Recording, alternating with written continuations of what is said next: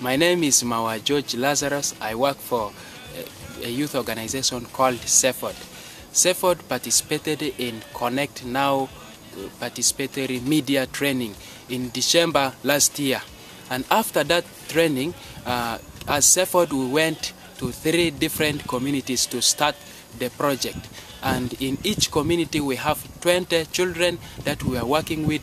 We have weekly visits to these children where they come up with the topics participatory, and then after coming up with these topics, they go to the community, they record interviews, they record video statements on topical issues that affect them as children. They also do a lot of deep dialogue with their parents. Then after these dialogues, we edit these videos together with these children to a movie and show it at the end of the month in a community screening, where on average 500 people normally attend each of these community screening. And now with this second phase of the training, this project will also be started in Juba and in Torit. And I hope starting this project in Torit and Juba will also bring a lot of force to the team, and this will eventually increase the impact of our work in South Sudan. Thank you. The impact of the participatory video project here in the local communities is really huge. In the last 9 months, we went from not having any media projects and very little communication between parents and their children and community to really open communication where children are now able to communicate in an indirect way, which is less threatening, with parents, and parents communicating back to children about issues that are facing them. And it opens a forum for children to contribute to community issues and to change in the communities.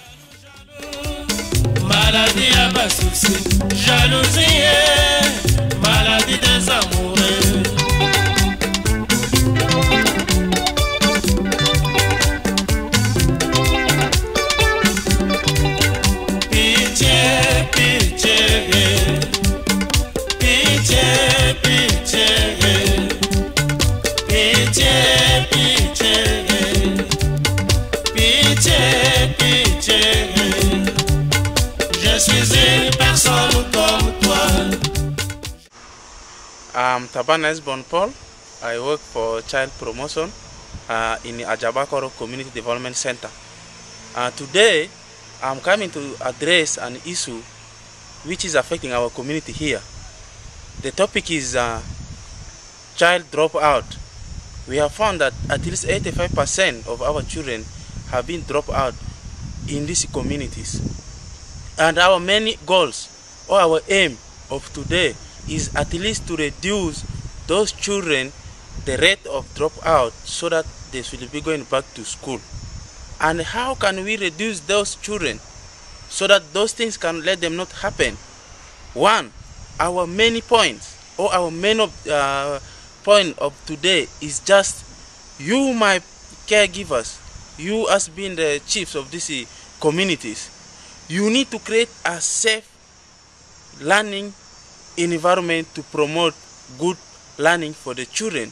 How can we promote that? One, create them a good environment. Let them play, free to interact with their friends.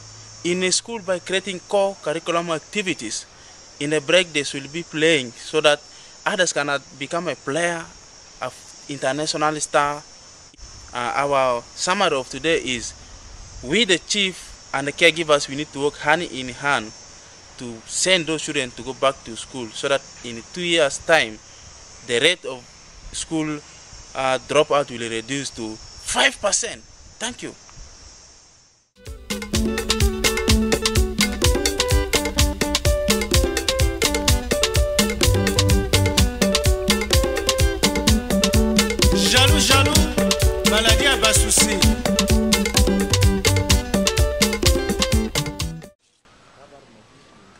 This is a story about my neighbor who goes drinking alcohol together with his wife. The husband leaves earlier than the wife to join his friends at their usual drinking joint. The wife also leaves after the husband has gone and joins her friends where they sell and drink. Before she leaves, she gives a lot of assignments to their two children. The older child takes care of the younger one by tying her on her back and goes to fetch with her on the back. These children struggle to find food for themselves. I want to tell you something about the juvenile or child detention. Do you know what it is like? First, a child when taken to prison will lose all his or her friends and will always be alone, perhaps with different or strange people. Secondly, the most dangerous thing is that the child will face serious psychological torture, staying alone, gasping to himself, and this will add more miseries. A child can even lose self-esteem. He or she feels like he can't do anything worth. Perhaps Some men, after failing to understand themselves with the wife, they just decide to fight themselves, which is not good. You see, fighting is not good. Fighting is not a solution to a problem. You fight like this, it causes injuries, which is not really good.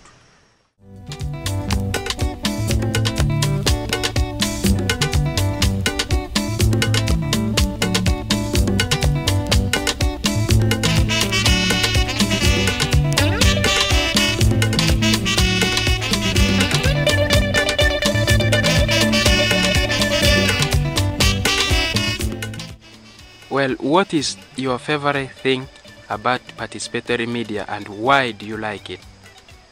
Yeah, what I mostly like in participatory media is the usage of the media equipments. It is actually the best way of addressing issues of the community, since voices of people have to be recorded and seen live. It is actually the best way of conveying information to the people. That's why I really like the media equipments. My favorite thing about participatory media is shooting the videos around, and I like it because it is a discovery. I discover a lot of things when I'm doing participatory media. Messages. Tell me more about messages. Yes, in the participatory medias, people participate coming together in order to come up with a specific message that addresses a specific issue.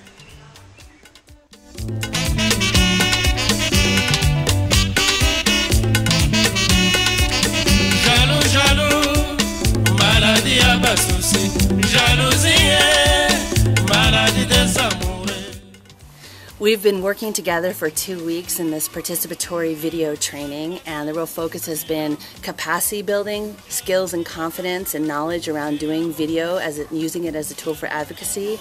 And based on the evaluation that we just did, all 14 participants have really gained, they feel, the skills, the knowledge, and the confidence that they need to go back to their different communities in Torit and Ye and Juba and make videos with youth and children, facilitating the process so that young people can really identify the topics of importance to them and build their skills so that they can use video as a tool for advocacy and community development.